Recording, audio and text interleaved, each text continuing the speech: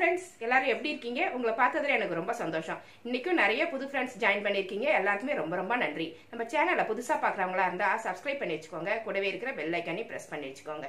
Thank you friends. இன்னைக்கு நம்ம கிச்சனில் என்ன பார்க்க போகிறோம் அப்படின்னா மிக்சட் ஃப்ரூட்ஸ் போட்டு கர்ட் ரைஸ் எப்படி பண்ணுறது அப்படின்ட்டு தான் பார்க்க போகிறோம். சாதாரணமாக தயிர் சாதம் நம்ம செஞ்சிருவோம். ஆனால் வந்து குழந்தைகளுக்கு கொடுக்கும்போது பழங்களெல்லாம் தயிர் சாதத்திலே போட்டு கொடுத்துட்டிங்கன்னா அவங்க விரும்பி சாப்பிடுவாங்க. அதை தான் இப்போ நான் செஞ்சு காமிக்க போகிறேன். ரொம்ப சூப்பராக இருக்கும். ஃபஸ்ட்டு நம்ம தயிரை தாளிச்சிடலாம். அதுக்கு ஒரு சின்ன வானல் போட்டிருக்கேன். அதில் 2 ஸ்பூன் எண்ணெய் ஊற்றிருக்கேன். எண்ணெய் சூடாயிருச்சு. அதில் கொஞ்சமாக கடுகு உளுந்தம்பருப்பு 1 ஸ்பூன் அளவு போட்டுக்கலாம்.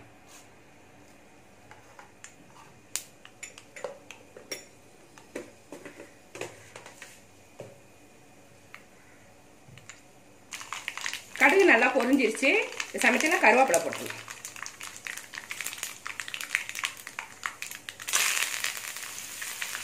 இஞ்சி ஒரு 2 இன்ச் அளவுக்கு சின்ன சின்னதாக கட் பண்ணி வச்சிருக்கேன். காரத்துக்கு ஏற்ற மாதிரி பச்சை மிளகா நான் ஒரு 4 பச்சை மிளகா போட்டிருக்கேன். உங்களுக்கு எவ்வளோ காரம் வேணுமோ கட் பண்ணி போட்டுக்கோங்க.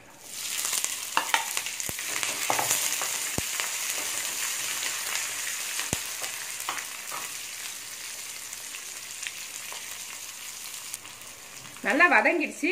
இதை எடுத்து தயிரில் ஊற்றிடணும். தயிரை எடுத்து வானலில் கொட்டக்கூடாது. தயிரோட தன்மையே மாறிடும், டேஸ்ட் போயிடும். நம்ம சாதாரணமாக தயிர் சாப்பிட்டா எவ்வளோ டேஸ்ட்டாக இருக்குது. அதை கொண்டு போய் நம்ம வானலில் ஊற்றக்கூடாது. இந்த தாளிச்சது தான் தயிரில் ஊற்றணும். தயிரை எடுத்து வச்சுக்கோங்க. இந்த சமயத்தில் பெருங்காய பொடி இருந்தால் இந்த இறக்கிட்டு போடுங்க. அது அடுப்பில் இருக்கும்போது பெருங்காய பொடி போட்டிங்கன்னா தீஞ்ச மாதிரி ஆகிடும். அடுப்பை ஆஃப் பண்ணிவிட்டு ஸ்டவ் ஆஃப் பண்ணிவிட்டு பெருங்காய பொடி சேர்த்துக்கோங்க. என்கிட்ட வந்து கட்டி பெருங்காயம் ஊற வச்சு வச்சுருக்கேன். அதுலேருந்து கொஞ்சமாக இதில் ஊற்றிக்கிறேன்.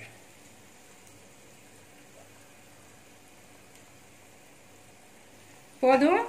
இதை தயிரில் சேர்த்து இப்படி சேர்த்தா தான் தயிர் சாதம் வந்து ரொம்ப டேஸ்ட்டாக இருக்கும். தயிரை வந்து வானலில் சேர்த்துட்டிங்கன்னா பிரிஞ்சு போயிடும். டேஸ்ட் நல்லா இருக்காது. இதில் கொத்தமல்லி புதினா கட் பண்ணி வச்சுருக்கேன். அதை இதில் போட்டு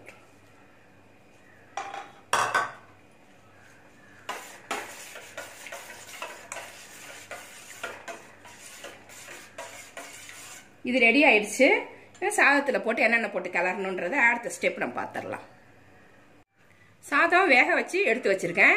எப்பவும் ஊற்றுற தண்ணிக்கு பதில் கொஞ்சம் அதிகமாக ஊற்றிடணும். 1 டம்ளர் அரிசிக்கு 2 டம்ளர் தண்ணினா ஒரு அரை டம்ளர்லேருந்து 3/4 டம்ளர் வரைக்கும் அதிகமாக வச்சு குழவா வேக வச்சு எடுத்து வச்சுக்கணும். நல்லா வெந்ததுக்கப்புறம் ஒரு பாத்திரத்தில் இந்த மாதிரி கொட்டிட்டு சூடாக இருக்கும்போதே இப்படி மசிச்சு விட்டுறணும். நான் மசிச்சு ரெடி பண்ணி வச்சுருக்கேன். இப்போ ஆறிடுச்சு. இது சூடாக இருக்கும்போது மசிச்சாதான் மசியும். தயிர் சாதம் வந்து குழவா இருந்தால் தான் நல்லாயிருக்கும். விதையாக இருந்துச்சுன்னா தயிர் சாதத்தை சாப்பிடவே பிடிக்காது. நல்லா கலந்து விட்டுக்குங்க. சாதம் வடிக்கும் போதே கொஞ்சமாக அதில் கொஞ்சம் உப்பு போட்டுக்கோங்க. உப்பு போட்டு வடிச்சிங்கன்னா தயிர் சாதம் வந்து டேஸ்ட் அதிகமாக இருக்கும். இப்பயும் உப்பு சேர்ப்போம். சாதம் வேகும்போது கொஞ்சமாக ஒரு அரை ஸ்பூன் இல்லைன்னா 1 ஸ்பூன் உப்பு போட்டு வேக வச்சு எடுத்து வச்சுக்கோங்க. குறையிறதுக்கு மட்டும் நம்ம உப்பு போட்டால் போதும். இதை நல்லா சாதத்தை நல்லா பிசைஞ்சு இந்த கரண்டியாலேயே மசிச்சு விட்டுறணும். இது நல்லா ஆறிடுச்சு. லேசாக தான் கதன்னு இருக்கு. இந்த சமயத்தில் நம்ம தயிர்லாம் போட்டு கலந்துடலாம். நான் 1 கப் தயிர் எடுத்திருக்கேன். 1 கப் தயிர் தாளிச்சு வச்சிருக்கேன். இதை ஃபுல்லாகவே இதில் ஊற்றிடுறேன். வெறுமனே தயிர் மட்டும் போட்டு கிண்டினீங்கன்னா கொஞ்சம் நேரம் கழிச்சு பார்த்தீங்கன்னா அது புளிச்சு போயிடும். அதனால பாலும் கலந்துக்கணும். 1 கப் தயிர் 1 கப்பு பால் எடுத்து வச்சிருக்கேன். பாலையும் சேர்த்து கலக்கணும்.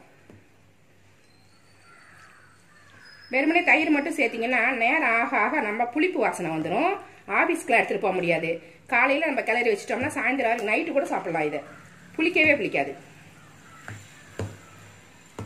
இதுக்கு தேவையான உப்பை போட்டுருவோம். சாதத்துக்கு கொஞ்சம் போட்டு வடிச்சிருக்கேன்.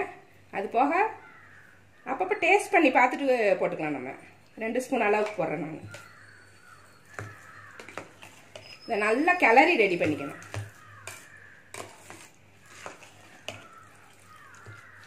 ரொம்ப கெட்டியாக இருந்துச்சுன்னா நம்மளுக்கு இன்னும் கொஞ்சம் பால் தான் ஊற்றிக்கணுமே தவிர தயிர் ஊற்ற தேவையில்லை. 1 கப் தயிரே நம்மளுக்கு போதும்.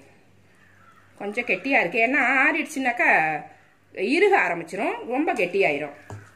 லைட்டாக கதன்னு இருக்கு இல்லைங்களா சாதம். என்ன பண்ணும் எல்லாத்தையுமே இழுத்துக்கும். பால் தயிர் எல்லாத்தையுமே இழுத்துக்கும். அது நல்லா கிளறி விட்டுக்கணும். உப்பெல்லாம் செக் பண்ணிவிட்டு நல்லா கிளறி விட்டு உப்பு சரியாக இருக்கான்னு பார்த்துக்கோங்க. சரியான அளவு உப்பு போட்டு கிளறி ரெடி பண்ணிக்கலாம்.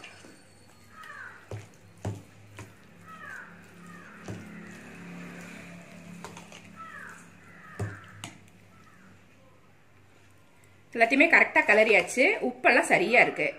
உப்பு அதிகமாக போயிடுச்சு அப்படின்ற மாதிரி ஃபீல் பண்ணிங்கன்னா கொஞ்சமாக தயிர் போட்டுட்டிங்கன்னா அது சரியாயிடும். இப்போ நம்ம ஃப்ரூட்ஸ் எல்லாம் கலந்துடலாம். இது வந்து சீட்லெஸ் கிரேப்ஸு எடுத்து வச்சுருக்கேன். இது வந்து கருப்பு கிரேப்ஸ் எடுத்து வச்சுருக்கேன். நீங்கள் வந்து க்ரீன் கலர் கூட போடலாம், நல்லாயிருக்கும். ரெண்டும் கலந்தும் போடலாம், கலர்ஃபுல்லாக இருக்கும். கொஞ்சம் கொஞ்சம் போடுங்க. இது வந்து ஒரு அரை ஆப்பிள் தோலை சீவிட்டு கட் பண்ணி வச்சுருக்கேன். ஆப்பிள் போட்டுருக்கலாம். குழந்தைங்கலாம் பழத்தை கொடுத்தாங்கன்னா சாப்பிட மாட்டாங்க. இது மாதிரி சாதத்தில் போட்டுட்டு அவங்க இன்ட்ரெஸ்ட்டாக சாப்பிடுவாங்க. ஆரஞ்சு பழம் இந்த மாதிரி சொலையை எடுத்து வச்சுருக்கேன். இதை அப்படியே போட்டாலும் போடுங்க, இல்லைன்னா இப்படி கட் பண்ணிவிடுங்க. இப்படி ரெண்டாக கட் பண்ணிவிட்டு இந்த பக்கம் விதை தெரிஞ்சிச்சுன்னா எடுத்துருங்க. இதில் விதையே இல்லை அதிகமாக, அதனால் நான் ஃபுல்லாகவே போட போகிறேன். இந்த மாதிரி கட் பண்ணிட்டிங்கன்னா விதை தெரியும். விதையை எடுத்துட்டு அப்படியே போட்டுக்கலாம். என்னோடதில் ரொம்ப சீடு இல்லை, அதனால் நான் வந்து அப்படியே போட போகிறேன். பழங்களெல்லாம் போட்டதுக்கப்புறம் மெதுவாக கிளறி விடுங்க, உடஞ்சிராம மெதுவாக கிளறி. மாதுளம்பழம் இருந்தாலும் போடலாம், எல்லாமே கொஞ்சம் கொஞ்சம் போடுங்க.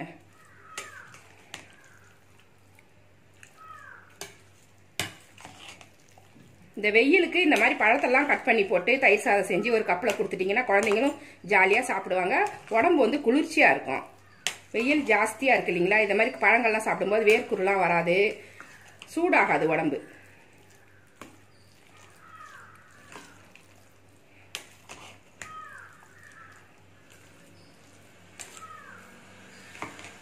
அவ்வளோதான், இது ரெடி ஆயிடுச்சு.